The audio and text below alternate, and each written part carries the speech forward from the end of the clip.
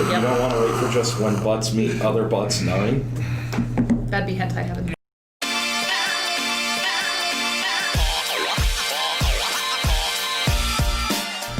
Hello and welcome to the newest episode of the Right Stuf Anime Podcast. I am Thomas Breckenridge. I am the merchandising manager here. I'm Quinn. I'm a merchandising coordinator. I'm Chris, also a merchandising coordinator. I'm Will. I'm a social media coordinator. And thank you guys for joining us again this week. This is a bi-weekly podcast where we kind of get together and just kind of talk about things that are going on in the anime industry and things going on here at Right Stuf. So we don't really have any big news to talk about this time, so we're going to kind of just get into what we've been watching and what we've been reading. Quinn, what have you been watching and reading? I've been keeping up with some of the latest streaming episodes. So Fire Force, Given? Did I get the name right? Given, yeah, that's okay. right. I'm like, is that right? That seems so short. Mm-hmm. So I've got those two going on.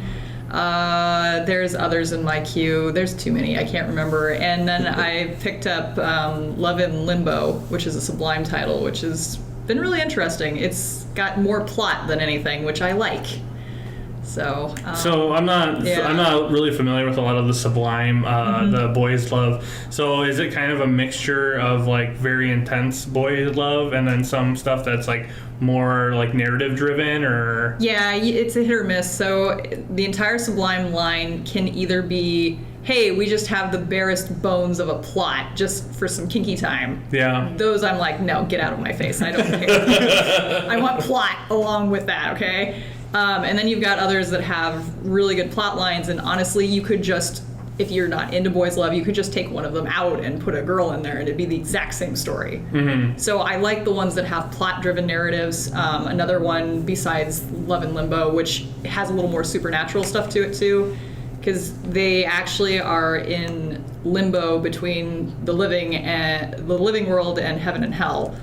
And the one guy, if I say this, it's going to be a spoiler, so I can't say it, but he's special in the fact that he's not really dead, but he's not really alive, and they're in limbo, and I know that sounds confusing, but they do have it more explained. And the one, he's also a reaper, so he helps to not only protect the souls that are in limbo from giant things that will eat them, that look like some sort of very weird large bug with teeth, but he also sends them to be reincarnated. So those two get together, but there's so much more plot between their relationship, and there's some outside characters that play a big role in their relationship too, and I've just been enjoying it. I think it's only a 2-volume series, I think. Yeah. So did you just pick that up from a recent Sublime sale? Yeah. Yeah. So awesome. I did. It's I just liked it because it's got the plot. Mm-hmm. And if you're looking for more Sublime line with plot, I would also highly recommend one called Jackass. It's very good. It does have a lot of kinky stuff in it too. No blurring. So if you're into the kinky and you just want that, go for that one too. Yeah. So yeah. No, I've never delved into any of the Sublime stuff, but I have read like Classmates, the Seven Seas, like that kind of stuff, and I do like that kind of stuff. Like I said, I haven't delved into any of the Sublime stuff, but yeah, I hear the Sunspot is another really good one. Oh yeah, from One Piece. Yeah, for us to get a One Piece sale so I can dive into that. I know. I need the 4th volume. I have the first 3. Yeah. Anything else? I'm sure there are more that I'm forgetting. I don't have a life. We work long hours here at Right Stuf. All right, Chris, what have you been reading and watching? Well, I've been keeping up with all my current stuff too. Still watching Dr. Stone, Kimetsu no Yaiba. I've been keeping up on those. My roommate is also watching some stuff lately. It's funny, I'll come back from work and he'll just be like in the midst of Steins Gate, and I'm just like, oh man, I was going to watch that, and you're on episode 9, and now it's just, he was just like, it just quickly turned from a very quirky, fun show to a very quirky, dark show, and I'm like, well, yep, I could have told you that. But, Don't watch it over his shoulder. It'll ruin everything for you. Yeah, but I also took advantage of our birthday sale that we also just wrapped about a week before we wrapped the Sublime sale. I've always been a big Gundam guy, and Gundam Wing is what got me into being a hardcore anime fan. And so I decided to treat myself. I picked up the Ultra Edition on Blu-ray with the box and all the goodies, and it was so nice to get like nostalgia going. It's the first time I've seen it that clear and broadcast. One of the things I thought was funny, it's the first time they've ever had like subtitles for the theme music. Like I'm actually hearing seeing the lyrics to the Gundam Wing theme music, which was never there for the VHS or the DVD releases. And so this is just something that I'm getting a big kick out of. But then also to continue to the Gundam thing, like I'm continuing on Gundam Thunderbolt, the manga. And that is a lot different because this one's just like, Wing is a little bit overwrought, a little bit overdramatic.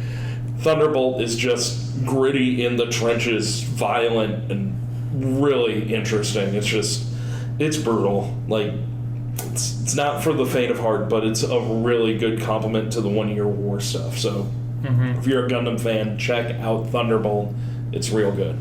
No, I really, really like Thunderbolt too, the animation. And I'm a big fan of musical scores. And if you love jazz, like there's some smooth jazz going on with all that killing in Thunderbolt. It's smooth killing. Like I said, I really like Cowboy Bebop soundtrack, and there is very much hints to that jazz style. Theo Fleming finding his happy place by just doing little drum solos in his cockpit before launching. Yeah, no, it is really good, and they're very short, bite-sized pieces too. Like you can easily sit down and have it like each part watched in less than an hour. So the more you know, probably the better of experience it is. But at the same time, you don't really have to know anything about Gundam to really sit down and enjoy it. Yeah, I would compare it very much to like Battlestar Galactica, like the reboot, where it's not a happy place, and people are just trying to survive. Yeah. For sure. But it's good, it's gritty. If you're looking for something serious and dark, it's a good read and a good watch. All right, well, what have you been up to? Well, I watched all 3 episodes of Vinland Saga. I haven't gotten around to watching episode 4, but I'm sure that's going to be based on the ending of 3, it's going to be a whirlwind of emotions. Yeah. I'm sure. But in the meantime, I've been watching Welcome to the NHK. It's a classic anime, and I'm getting to finally sit down to watch it. Really enjoying it. It's one of those possibly very relatable shows for people who are in like the main character's situation of being a Heikiku Mori, which is essentially like a shut-in. So it is a bit what's the word? Saddening. Yeah. But they try to liven it up with comedy. Oh yeah, for sure. But they use a lot of comedy very well to it, and it's just been a really great watch, and I hope to see more adult drama anime like it in the future at some point. And then I've also been reading some manga. I got to read Beastars to review for the site, and I really, really enjoyed that. It's a nice, tight high school thriller about one of it's set, in all the animals are like anthropomorphic, and herbivores, carnivores living together, and then one of the herbivore students at high school ends up getting murdered. He gets eaten. Yeah, he gets eaten, murdered. They're the same thing. they keep saying who ate whoever his name was, and I'm like, yeah. Will's enthusiasm was big, so I read it after he was done. Yeah, it's just really good, really tight. Talks about a lot of topics that are really like relevant to today's society in a new and very interesting way. The art style is also very good. It can be a bit sketchy, but it really adds to the tone, especially how they mess around with like shadows and light, especially in the night scenes. Some of the night scenes there have been expertly done. So I'm definitely going to pick up the next couple volumes whenever they come out as well. So is there any fairy tale element to it, or is it just like, let's take a lot of common situations that happen in everyday life and just put the humans but as creatures in those Yeah, situations. yeah. The comparisons to Zootopia are very apt. Okay, so they still so if they're a wolf, they have like the tendencies of a wolf. Yeah. Oh, okay. I see. It's one of those things where you could do the same story as humans, but it really wouldn't work as well if you did. That's because humans hopefully aren't eating each other. Yeah. True. One thing on that though is that you're talking about how they blur the line between animal behavior and human behavior really well, and it's smooth because like the main character, his dorm room, you can only have roommates that are the same species as you, so or in the same genus. Yeah, Okay. yeah. So his roommates are all canines. So he's got a hyena and a dog and some other canines there that are part of his area of the dorm. And I found it really interesting too that they had like the cafeteria food. You know, even the meat eaters don't really eat meat, but they have proteins that fulfill the need for the meat. It was like, okay, the author thought this out a lot. And it's not just mammals. You see like snakes slither around the background, and you will notice that all the food they eat, none of them are fish. So it makes me wonder if the fish are as sentient as the other characters. They use a wheelchair to get around to the different classes in their bowls. Well, just imagine like a whole sea of actual fish. Maybe it's just really noisy down there. It's like, man, those guys are jerks. They won't shut up. So do they touch on the thing do they actually take care of the earth they live on? Like, they don't litter? Because, the other thing I can think is the fish are preparing an uprising because all the beastars litter all over the place and they have destroyed their ocean, and now they're going to strike back. And that will be the, last 3 volumes of the manga will be the Great Fish War. This will be a spin-off series. Yeah. I read the hell out of it. One of my favorite episodes of The Simpsons is still the one where the dolphins come out of the sea to enslave the humanity. So I would pay to see that. You need to go read the first volume of Shibuya Goldfish in that case. I have read that. There you go. There's your fish revenge. It's one of those. It's very much one of those ones you read one time, you never have to read it again. But it's totally worth reading that one time. The concept is insane, and the fish look so dumb, and they eat people. It's horrible. Yeah. It's horrible in a good way. Yeah. Anyway, sidetracked. Anything else, Will? Nope. That's what I've been doing pretty much on the anime side of stuff. Cool. Well, I will be heading to Crunchyroll Expo here in a couple weeks, and I've been preparing by rereading a lot of Junji Ito. I just finished reading Gyo, Tokyo Fish Attack, which it's funny that we were just talking about the goldfish one because it is very much the creatures come out of the sea to destroy humanity as it is, and I really like it. They did an anime adaptation of it. Aniplex released it, and it was okay. The anime unfortunately made it a little comical. It's coming off the heels of Sharknado. Yeah, that's true. That is true. But Gyo is very dark, very good story. A lot of his stuff. I really do prefer Junji Ito's short story narratives, where it's like a self-contained story to about maybe 60 to 90 pages. He's able to do a lot with a little. I always think of the idea they had a whole movement of tell a scary story in one sentence or two sentences. Yeah. And Junji Ito just seems like he would be really good at he writes down an idea and then he's able to write 90 pages on just a simple sentence or one idea, and that's always been really creepy to me. And I plan on going to see Scary Stories You Tell in the Dark, so I was just maybe watching a little Junji or reading a little Junji Ito would be good. Other than that, it's just been mostly this season has just been so busy that half of my week is just made up of keeping up with everything, because everything is actually really good this season. Fire Force continues to just be good episode to episode. Their pacing is just really, really good. They're introducing characters almost 1 to 2 every episode, but they're doing it very well where you're still able to keep up with who they're introducing, why they're going to be important to the plot. They're not just dumping. Like a good example is like Bleach, where he goes to like Soul Society, and it's just like, here's these 13 people that you need to know now, and you're like, okay. There will be a quiz after class. Yeah, and it's just like, but no, Fire Force, for being kind of a shonen series, is very good at pacing, so you're able to keep up with it. Demon Slayer continues to be great. It's going to be really sad when that kind of ends, but the manga's just as good, so please read the manga. The manga is the Shonen Jump like simul manga of it is, I think it's reaching its end, and then Attack on Titan just finished up last season, so I've been reading what's been coming on Comicology, and that it's just about over. It is reaching its climax, and it is getting insane. So,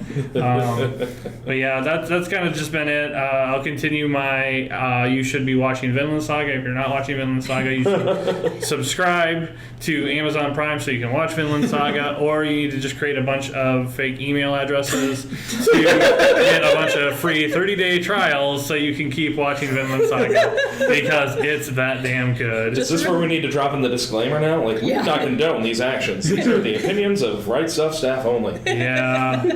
Nonetheless, Vinland Saga is amazing. Like, it's so good. And then my theory on Amazon just picking up one amazing show every season to keep people hooked continues, because they picked up Blade of the Immortal. And they released the first couple scenes from it this week, and it looks phenomenal. Like, the animation looks like what you would have wanted in Berserk, but we got CG nonsense instead. But Blade of the Immortal, I haven't read to see what they're going to adapt, if they're going to just adapt a certain arc of the story. Blade of the Immortal is a very, very long story, so, and there's many points where they can just kind of start off from, so it'll be interesting to see. With that high quality animation, I can't imagine they're going to be able to do the entire series that way. So I'll be interested to see what arc or what part of the story they end up adapting. So, yeah. Vinland Saga, yay.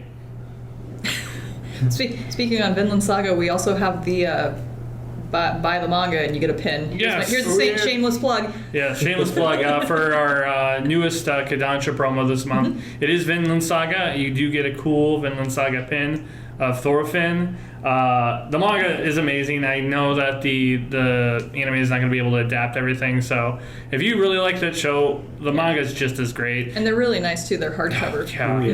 Yeah, like you might see $20 for a manga, but you're getting a really nice hardcover, and they put in the effort to make sure it's going to stay nice on your shelf and look good too. And it's an omnibus, so you get, I think it's 2 volumes per book. They just had an interview with the mangaka for Vinland Saga, and I don't know if it's been on hiatus or he hasn't been writing very much, but he says that he's going to start again. He's going to get to the best part of the story, which made my head blow off, because I thought, like, this whole story has been great so far. So I'm like, if we're getting to the good part, like, what the hell else can happen now? So I'll be looking for that. And hopefully with the success of the anime series, Kodansha won't have any issues making sure the rest get published. There was a very scary period there where we didn't know if the series was going to get continued on. I think it was at volume 6 or volume 7, but they continued on, thank God, and people have kind of got onto that train and really like that show. So I think the plot twist for Vinland Saga is obvious. It's when the fish people rise up. Yes, the fish people. All right. So one other thing we just wanted to kind of talk about is we still have our donation drive going on for Kyo Annie here. It'll be going on till the end of August, August 31st. So if you are on the site and you wanted to find a way to donate to Kyo Annie, we are making sure those funds are getting directly deposited to them, so they will be able to use them for the families, to help the studio get back to where it was. And Quinn, where are we at right now for donations? As of today, and this recording is on Friday the 9th of August, we have had Fandom step up and they've raised $15,828.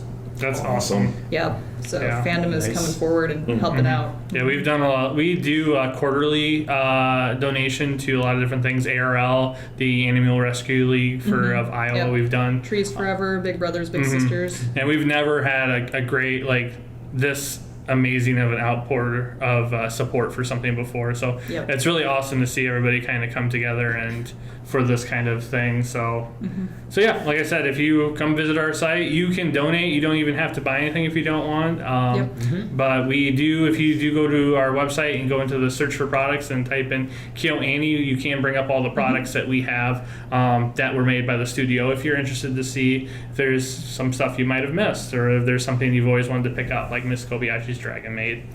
So, all right, for our review this week, it's going to be Astra Lost in Space, and I'm going to send it over to Michael to give a brief synopsis over the story. In the year 2063, interstellar space travel has become the norm. What sort of adventure awaits on the new frontier? It's the first day of planet camp, and Aries Spring couldn't be more excited. She, along with 8 other strangers, leave for planet McPaw for a week-long excursion. Soon after they arrive, however, a mysterious orb appears and transports them into the depths of space, where they find an empty floating spaceship. Will it be their salvation, or get them further lost in space? With the anime coming out and people kind of getting introduced to it, we kind of started discussing what we would want to review, and Astra Lost in Space is just kind of a great 5-volume series that, like, from start to finish, there's not a lot of fat in there. It just kind of smooths right through. It's a great story, and the anime has been expertly animated and just as good as the manga. So we thought we'd all come together, get all 5 volumes read, and kind of discuss what we thought about it. So the way we're going to do this is kind of just give our general thoughts on the series real quick. We'll go around the table. Then we will warn you that we're going to spoil everything about the series. So if you haven't read the manga yet, you might want to turn off and come back to it once you finish the series. Or if you're watching the anime right now, the anime is following almost directly with the manga. So if you are watching the series right now and you want to kind of wait till that is all over to know what happens and all the twists, just turn it off and come back to it here in a couple weeks once the series is over. So, Quinn, we'll start with you. What did you think of Astra Lost in Space? I liked the fact that it was more than just a group of high schoolers shoved into a situation and they had to survive. Because that's literally what it is, but at the same point, there's this underlying mystery that they're trying to solve, which, when I was reading it, I was thinking, how in the world are you going to solve this? You're like stuck so far out in space and you have no one around you. Why are you even trying? But the more they discover about each other, the more they realize that there's more to the reason why this has happened to them. And I thought that build-up was really well done, and the characters all play off of each other really well. But I like the underlying mystery, and once they, like, that aha moment takes place, I see what you did there, guys. That's cool. So, yeah, I enjoyed it a lot for what it is.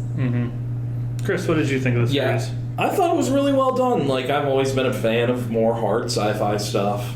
And this reminded me a lot of Star Trek Voyager, where a very similar thing happens, where it's just a bunch of people get dumped on the wrong side of space and have to work their way back. And just to have it done to just a bunch of random teenagers who you think would be woefully unqualified to do this kind of thing and just be stranded and left to die, just, it works out. It's interesting to see how they work it out and make their way across the universe in their journey. It's really cool to see them each specialize in their own unique skills that really come together to build a nice team dynamic. Will, what did you think? I enjoyed this. I like to jokingly call it Breakfast Club in Space. It's just a nice cast of characters brought together, and as you learn more and more about them, the book just keeps getting better and better as they explore the characters more. It's got a pretty nice mix of humor and drama, I would say, overall. Some nice plot conveniences here and there, but that's to be expected when you're in a survival story like this.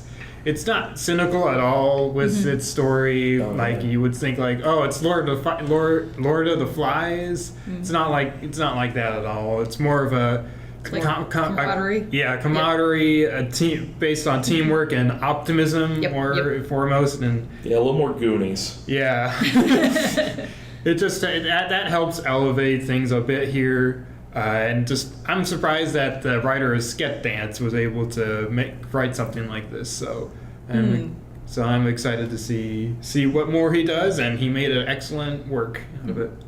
Yeah.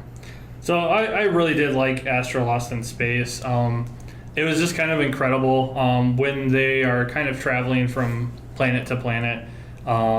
The world building that's created there, every world feels like it's been lived in. There's creatures, you know, the plant life and everything like that. The seasons, like they visit a planet that like is stuck. He puts so much effort into this, and it just kind of, you can tell. The thing I really like too is, you know, there are some comedy moments in it, but if you want that like hilarious camaraderie, like he puts a lot of that at the end of each volume of the manga, where you can read these little side stories of them joking around and having a good time. So like little 4-koma stuff. So if you like that stuff, it's in there, you know, at the end, but he doesn't put it in the story to kind of fatten the story up. It's like in there just to help. He has little sections at the end of each chapter too that delves into like the characters, their height, a little bit of their background, things about their suits, and he just, you can tell that he had this whole thing figured out before he even started writing it. He knew about these characters, he knew about the worlds they were going to visit, he knew about the ships and how they were built and the structure of them, and that kind of stuff just always blows my mind that you know that he wasn't just making it up as they went along. He had a start to finish, and he had everything figured out when he had started writing the series. I think it's really neat too when he gets to the end, like near the end, like instead of just having, oh, this is what these characters are, he starts breaking down, this is how I designed these characters. And originally he originally planned for like 13 or 15 kids being on the adventure, and ended up being 9. And it showed how he winnowed down that cast, sort of streamlined it, put a few of the different characters into as one, or just eliminated concepts altogether. And it's just a good way to see the creative process going on there too, because he did put a lot of planning into this, and it shows. And he thought about the ship design really well too. And I really was impressed when there's a little side panel about a guy who contacted him and said, hey, the ship's really cool and I build models. Can I get some diagrams? I'll build one. I think it took him 6 months, but even in black and white pictures, I'm like, that's impressive. Yeah. That is impressive, dude. Yeah, I think that's what's made the anime so good, because all those details are finally showing fully animated.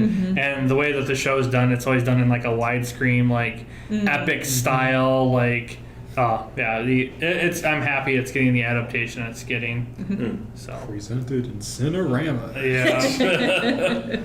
Okay, so those were kind of our general ideas. I think everybody here liked it, so we're going to get into spoiler talk.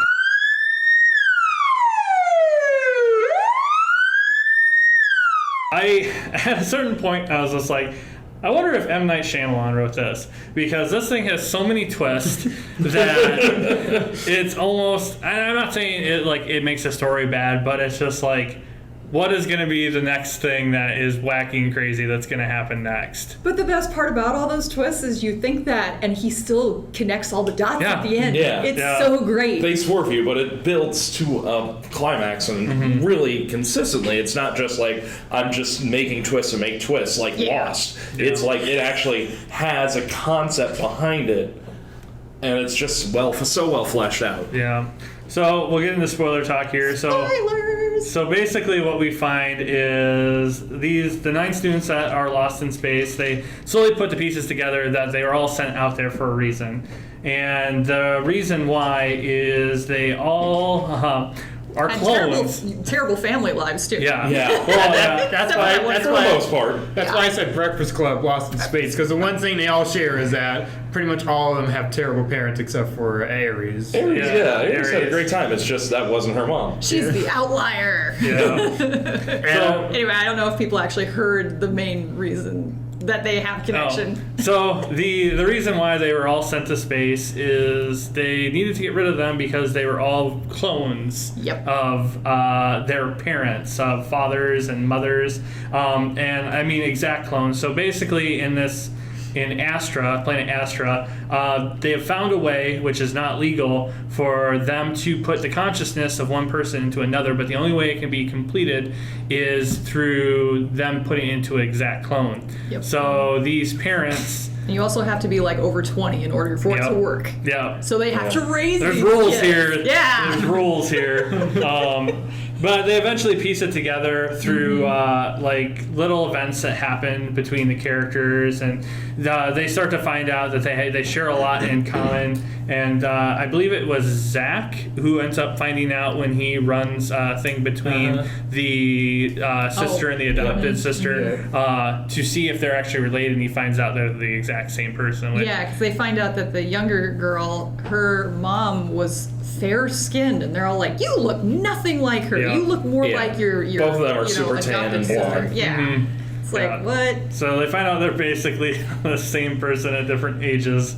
Yeah. And then they're just like, well, that's weird. And they're like, well, they're like, somebody's like, well, maybe we're related to our parents too. So some people have some items of their parents. So they take DNA off that. And the next thing they know, they're all related to somebody. I love the fact that the one accidentally grabbed her mom's toothbrush, because that's such a thing to actually do. Well, the worst part is they've been in space all the time, and she also admits, I haven't even used it. And I like stop for a second. I'm like, ugh. Well, I mean, they're gathering food and water, like toothpaste. How are they? They don't have time to generate that. Oh man.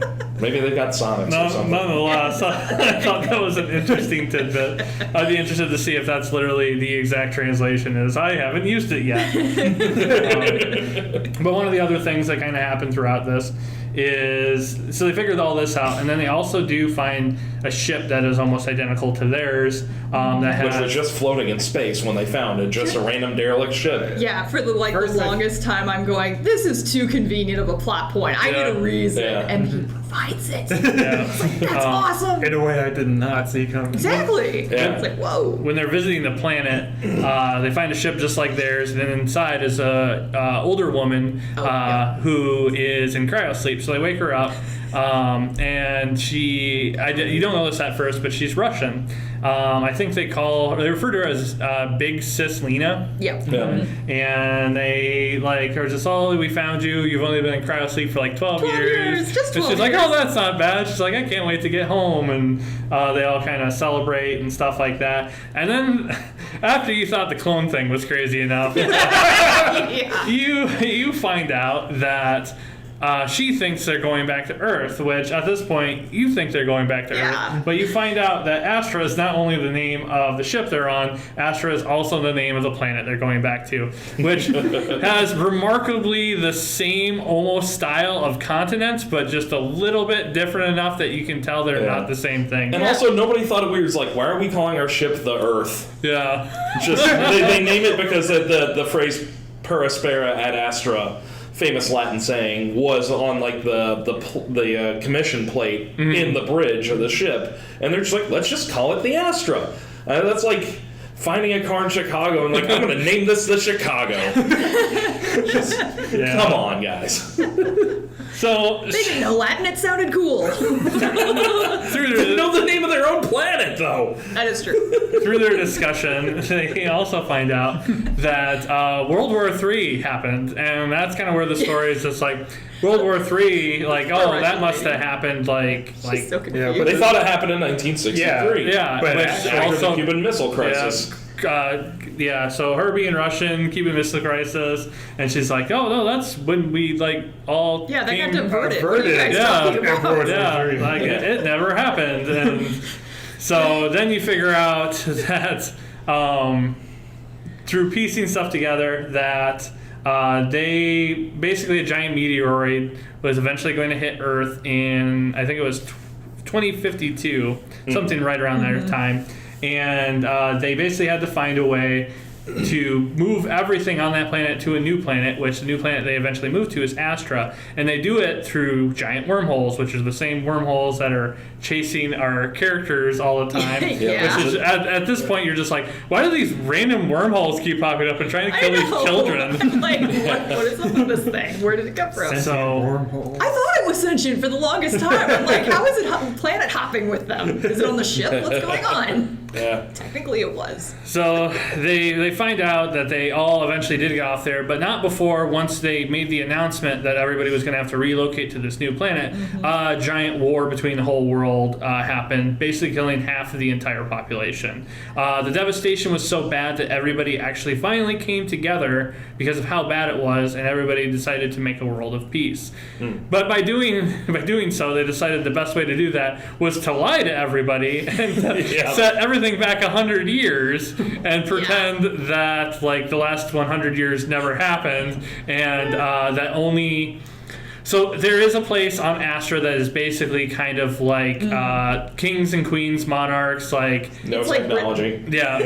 no technology at all, but it's there because it reminds people of the good old days, and they're the ones that hold the secrets to all the stuff that's going on. And they have one of the original Astra ships there, Yes. which is even more like mind-boggling because there were They 12 of keep them or it. something. Yeah, they keep it in the basement. Yeah, they keep it in the basement. Yes. Along with the Titans. So after all these twists happen, and you're like, oh, they're finally going to get back home, the wormhole appears again. And then you are reminded once again that there is somebody amongst them that is trying to kill everybody. But, Yep. you've been so busy figuring out that Earth isn't a thing anymore, and everybody's a clone that you forgot, there's, Plus, they hadn't tried to kill them for the longest Yeah, time. things They have were been a couple good. times, But yeah, it's just like everybody's happy. when they first arrive on the ship, somebody cut out the communication system. And then it was only touched on like twice within the next 4.5 chapters. Now, 4.5 books. I follow things pretty well in books, and I actually had forgot that there was somebody trying to kill them Yeah. because so much crazy stuff had happened. So they basically devise a plan to kind of trap the person who it is, and Ares kind of falls on the information that Charse was never in their class at any point. Like she has a photographic memory. Yeah, she never recognized him. So that pretty much leads the group to kind of figure out that he's the one. So they trap him in a cave, make him reveal that he is the one that's trying to kill them. Basically, his story before was that he was like there to, eventually be the clone that took over for the king. the king, and he had a friend that was a girl that unfortunately died. Well, that story ends up kind of being alive. Oh, yeah, it was the princess. Yeah, ends up being the princess who died, who was was basically his sister, but at the same time, he's her dad. Like, we won't get into that. By the genes, they are. Yeah. Yeah, and he was the only one that actually knew he was a clone. Yeah. He's known the whole time that he was a clone. He knew everything about the revisionist history of Astra, and his job was basically always that he was going to die for his king at a certain time, so the king could live on and continue to rule. But his plan of going there and having to kill everybody changes when he finds out that Ares, who this whole time was thought isn't a clone, is a clone because she is the clone of the king's daughter. Yeah. But the daughter was so mad that a clone was made from her without her knowing that she sent her far and away with the, what was she? She was a surrogate mother. Like a handmaid, She gave birth to her. Yeah. She carried her the whole way, but she loved her, so they sent her away. So Ares is basically the clone of his sister, and he doesn't want to kill her because he wants to take her back to the king and kind of be in King's better favor hey, look what I found, like we can put her memory in there, I can get my sweet sister back and all that good stuff. We should also say that some of the reason why they were sent off into space to be killed off is because the government had installed this new DNA tracker or something. Yeah. So they would immediately know, hey, we've got clones out here. There's illegal activity going on. So the people who made the clones were like, we must dispose of them, and we can't leave traces because there's DNA and traces. And these people are literally traces. Yeah. It's like, oh my gosh. So they basically finally convinced Charse after Kanata, the lead. Kanata loses his arm, basically saving Charse. which is like the only casualty that happens this whole time. Yeah. Which to me is just like, okay, so you've been through all this dangerous stuff, almost been killed all these times, right? and they get back and only one guy lost their arm. Yeah. And it was because of his buddy. And that was just orbiting Earth. Oh, by the way, they got dumped to Earth. Yeah. Like I say, there are some things in here you gotta kind of the stretch. Astra was there. Yeah, because it never got used, and the spaceport just fell off the world because it, blew up. Yeah, the station got taken out when the By asteroid. the asteroid? Yeah. Pretty much, yeah. Question mark? Like the asteroid hit the thing and it was like, oh well, never. Yeah, and it knocked the original Astra into orbit, and it was just permanently floating, and they Yeah. just popped out right there. Yep. That's the more convenient part of the story that you just Yeah. So like not another million pieces of space debris there. Yeah. Oh, and poor sis Lena, whatever her name is, the Lena, Russian. Yeah. Yeah. She's actually was in cryo sleep for 112 years. Yeah. I was like, oh, you poor girl. Yeah. That scenario they were talking about earlier with themselves happened to you. Oh. Yeah. And her spacesuit is so different from hers. Yeah. She's always going, how does that even protect you? It's so thin. Yeah. Yeah. Oh my goodness. No. So basically, Charles finally comes to his, figuring out that what he was thinking was wrong, and they all become friends. They go back, get all their parents arrested. Yeah. I love the fact that they talk about what they're gonna do, and then it just cuts to them being arrested, Yeah. and you're like, oh my god, everything they said this has already happened. Yeah. And I love the fact that we actually got an epilogue, because I compared this to Star Trek Voyager earlier. With Voyager, it's just the last thing you see is just the ship flying over San Francisco as it finally arrives home, and that's the end. This, they got back, and then you see what happens Yeah, to and them. you see what happened to them years on, too. as Exactly. they've You get a grown great up. postscript of Yeah. this is what we did with our lives now that we actually got this crazy experience and overturned these people who, created us, but B, for super nefarious reasons. And they're stuck in jail, so we're just gonna live our lives. Yeah. Yeah. And not care. Exactly. Yeah, They're in and jail then now, they it's all okay. and then they all become their parents, legal documents, which just makes me laugh. I just feel like, okay, well, I'm the dad now. at least everybody's happy, I guess. But yeah, they all get back. But I mean, the thing that makes I know we're laughing at some of the crazy stuff that happens in this, but the thing that makes the story so good is the characters. Each one has their own unique personality. They all kind of share abandonment and child abuse things that happen. And it's not they all got hit. Child abuse could be they were never loved. Yeah, Their they were parents, neglected. they get neglected. Because the parents tried to make sure to distance themselves because they knew, this person, I'm just going to overwrite you in 20 years. Yeah, well, the artist guy, he was like, here, take care of this child because I will get attached and can't, kill him, essentially. It's like, wow. Yeah, Luca Luca also, Oh, yeah, Luca. he's got a really interesting story arc of himself, too. Luca was probably my favorite story Yep. throughout the whole Yeah. one because I always really like it when, I've seen so many forms of media just, very tactfully be oh, they're intersex or they're transgender but the way that they did the story for Luca was just really, really, really outstanding. The way that Luca reveals to everybody that he or she is intersex. Yep. And it's really cool too because at the very end you get to see her being comfortable in her own way. Yeah. She's now female And and well, stuff at the like end that. of it too, I had to look at it and I'm like, that's Luca, right? Right? Yeah. Hair change. Yeah, and then, Hanging out with the girls now. yeah, and she was raised to be male. Yep. And Yeah. I thought the story Luca and Ulgar, I think, or Ulgar, Yeah. Yeah, his yeah. name, that was just a really good story how those two became close and how Luca always kind of picked on him after that about that, in very playful ways. I just thought that was done really, really well. One thing on that too is the original artist, I thought it was telling that because the original felt the same way about being trapped in a body that didn't match their own gender, that they tweaked the DNA to have Luca be that actual representation. I thought that was really interesting too. Yeah. I don't know what that says about the author and his thoughts of artist.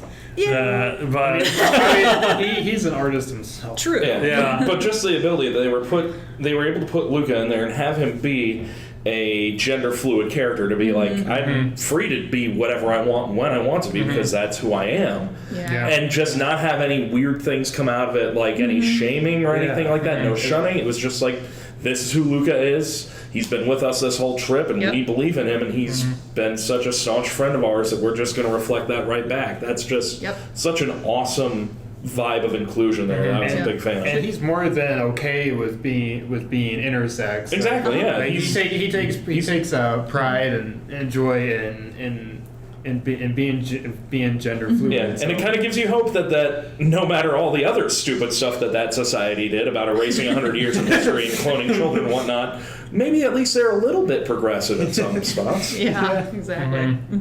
No, but every character had their own unique story. They all had shared experiences, and they were all kind of able to come together in the end because of it. And like one of the things too is each one of them is like an expert at something. Of course, Of course. you have your expert marksman, you have your expert like person that's able to like fly the ship. You have a You're in high doctor. school, you have your license already. Yeah, Kanata's super good at jumping. yeah. You've got the Super bar. athlete. The girl with the super smart memory, and then there's poor Yunha. Yeah, she's the bard. Yunhua, the singer, Yunhua. yeah. She's the bard of the party. And Yeah. at least, I'm glad that she at least got a little bit of character when trying to. I'd only watched like the first couple episodes, and just I was like, oh yeah, she's the large-chested girl that doesn't say much. And eventually, they explain why. It's because her mother suppressed her entire personality because being a famous singer, if this other singer shows up that's like an exact copy of you that's 20 years younger shows up, then oh hey, that's probably a clone. And so she was just like, don't make yourself noticed ever. And it was nice to see Yunhua finally step out of that and just push away that and become her own person. Yeah.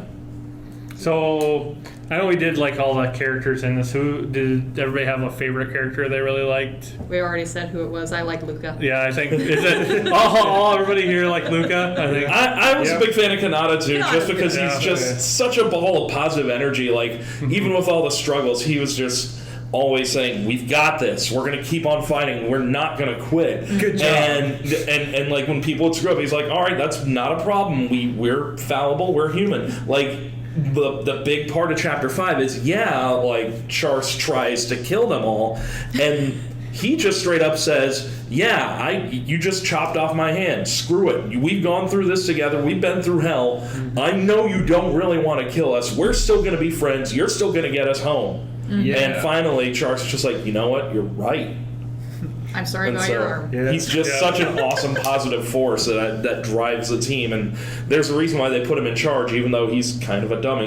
And he's a little bit on the like overtly too positive. Would you shut up for a second type side? And you see, can I kind of love why those they were like- characters.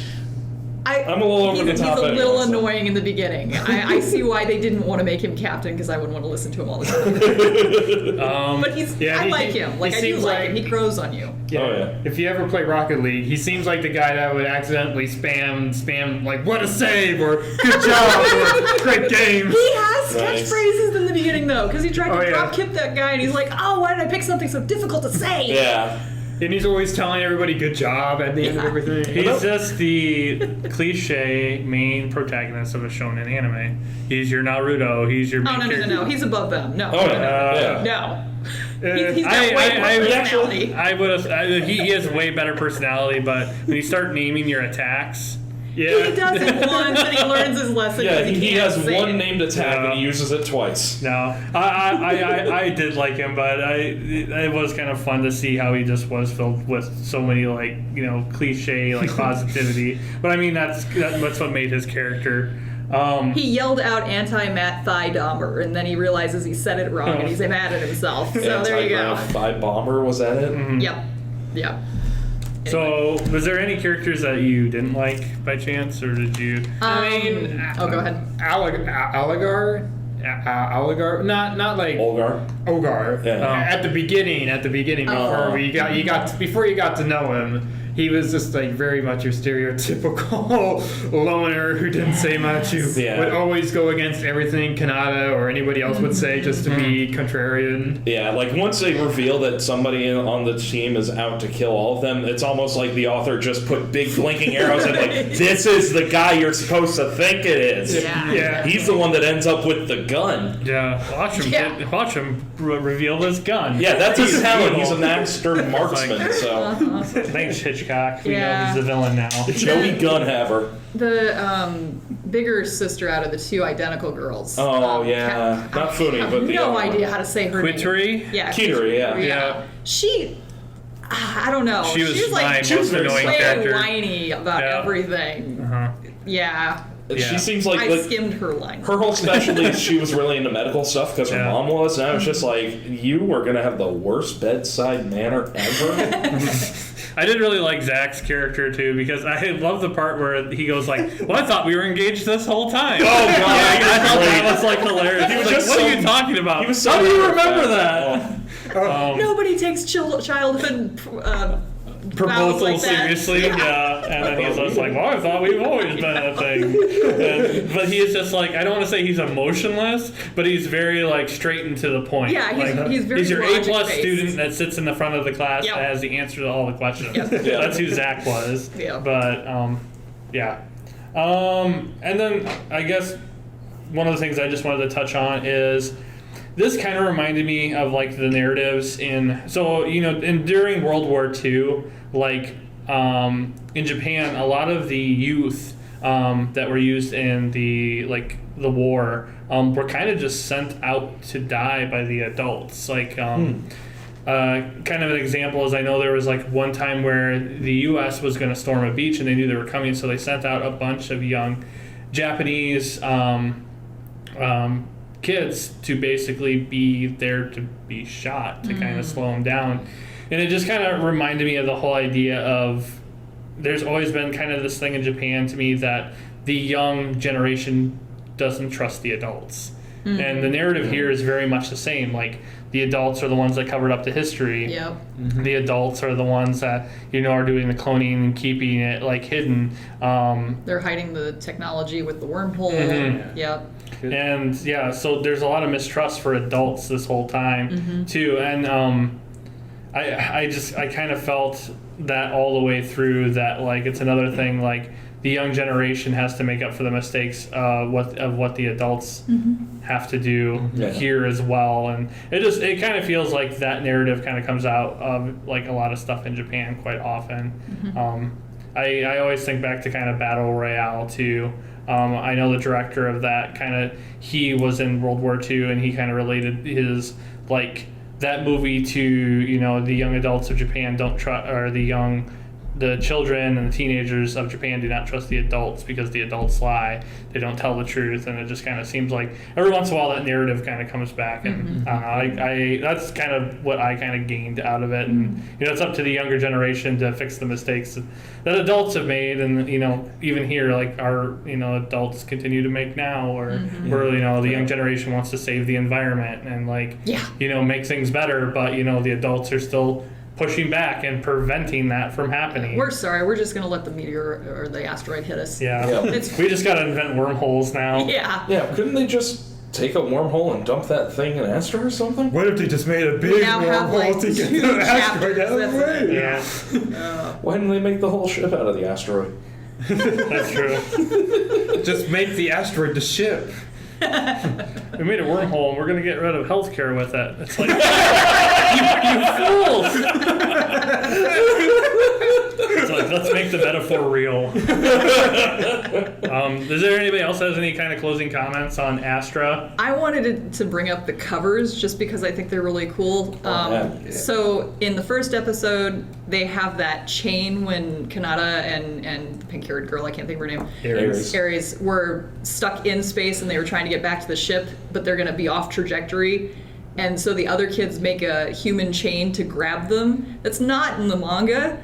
And I was like, but it's on the covers. Because you have Kanata and Ares, going towards the ship, and then each progressive volume you get 2 more characters, and the other 2 on the first volume ahead they move closer to the ship, and they just keep going and going, and then you've got the final one, and it's like, is that Char? Because he's the only one not facing. Yeah. And it's like, oh my god, that's the guy who's the killer, and they're still reaching out for him, and it's like, oh my, I loved the continuity on the covers. I was like, that's cool. Do you know if the covers were the same as the ones in Japanese? Not off the top of my head, no. That's something I'm going to Char confirmed. Yeah. It's also kind of nice because you realize it's sort of featured, like the feature characters are focused on in their covers. Because like Volume 3, that's Luca's cover, and that's when he has his big reveal about being gender fluid. Yep.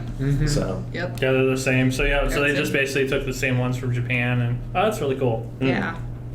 I thought that was really neat. And I didn't really even like pick up on it until like the Volume 3 when like Luca is so prominent, and I'm like, wait a minute. So then I started thinking about who was being featured in each one, and I'm like, yeah, that's pretty much true. But I really like the human chain that they were making to get to the Astra. But yeah. Anybody else have any closing thoughts? The one thing I really dug, like I know we dipped into it a little bit before we went into Spoiler Town, but just the fact that each of the planets they go to, the ecology is just really well thought out.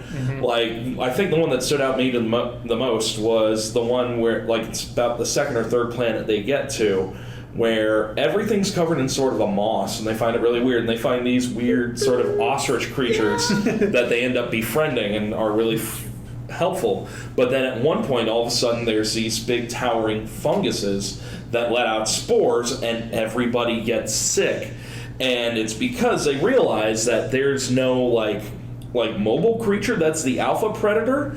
It's the fungus itself, because it has these super tasty foods that creatures can go and approach and get, but then it will unleash death spores pretty much, so all the bodies just clump up at the base so it can absorb those nutrients. And then anything it sees as a helpful creature, it actually gives, and it makes an antidote fruit pretty much. Then they ended up getting a lot of those to help rescue the crew that got sick. And just that, I thought that conceptually was really cool. Just the Tidelock planet we mentioned earlier, where it was the nice Goldilocks zone where people, or where things can live, and otherwise it's either blazing inferno or frozen ice ball. And they had like the obligatory beach episode, but Of course, it really you had to wasn't. have a beach episode. It was an ocean world that was just this like Look out nothing Thomas's bad. face. I Nothing hate bad happens here. It's the great. beach Why are we episode. leaving? I hate the beach episode for every series ever. I love the birds. I by the usually way. will Going back wait to till that. it Birds are airs, great. and then I check to see if there's actually anything of narrative value in it. And if there's not, I skip that episode. But there's a tsunami and they're all gonna die. This is why that entire ocean planet doesn't have land. Yeah, they also made that episode of the anime more fan servicey. So if you haven't seen it I yet, need to see that. get ready for like slow motion. Like, oh, your swimsuit is too big for your boobs, Aries. She goes like, I never noticed. And it's just like literally that's what happens. And I'm like, yeah, I don't remember this from the manga, but okay. Yeah. It's not the manga. It's not the manga. God, every time. Yeah. If you guys can't tell, I'm not a huge fan of fan service. So, which I also enjoyed in this, that, you know, there was a little bit, but it never was like overdone. And hopefully that episode of the anime is all we ever see.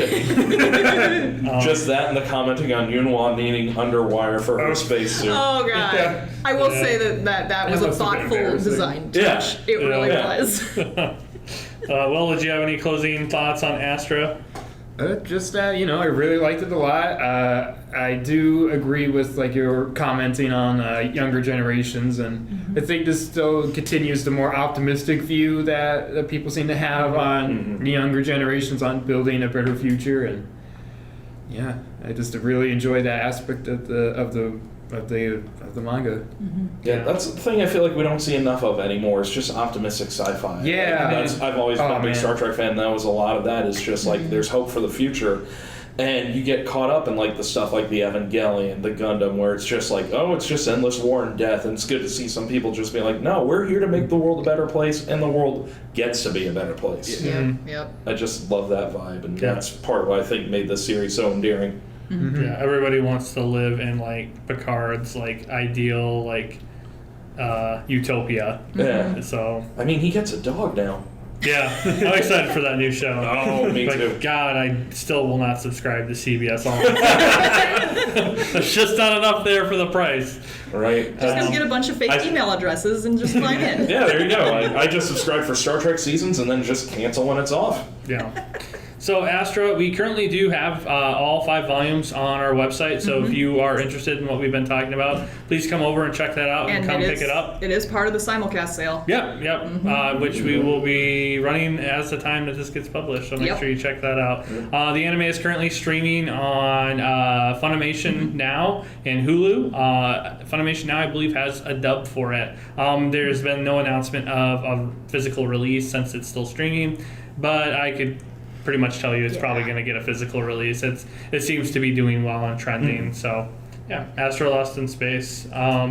So just a couple things to close us out. As Quinn said, we do have our simulcast sale going this week. We're highlighting a bunch of things that are currently streaming. Fire Force. Oh gosh, Fire Force. Yes, all 16 volumes are we up to? Or? I think that there are now 18 on the site. I just added the latest one, and you guys are making it hard to keep them in stock. I'm just going to put it that way. And now they're going to be on sale. I know. Now they're all just, so if they're out, just order them. They'll be back. They'll be back. Vinland Saga, and then we have, like we had just talked about, Astra is going to be in there. So if there's anything that you're currently streaming and you're interested in maybe a manga version to see if you have any merchandise or anything for it, just come on, stop over and check out our simulcast sale that is currently running. And then just a quick note, we will be at Crunchyroll Expo this year for the first time ever in San Jose. Over Labor Day weekend. Sunday, September 1st at 1:45 to 2:45, the Right Stuf anime panel will be happening. We will have a couple announcements there. So come over, check us out. I'll have prizes for you. So Temptation. yes, come get some gift cards. Meet Thomas and get things. Yes, come meet me at the Crunchyroll, and I will either be there or trying to get an autograph from Junji Ito. Maybe I'll get him to sign the goldfish one instead, just to see what he says. There you go. Oh, this isn't my work. It's kind of the same thing. No, it's not. So, but yeah, other than that, I think that's all we've got for this new Right Stuf Anime podcast. So we will continue doing this bi-weekly, so we'll see you again in 2 weeks. I don't know what we're going to review. We'll have to sit down, put our heads together, and maybe find something that is less of a space comedy. Even though it wasn't a space comedy, at moments it's a space comedy. So, well, thanks for tuning in, and we'll check you guys out next time. Bye. Bye. Later, y'all.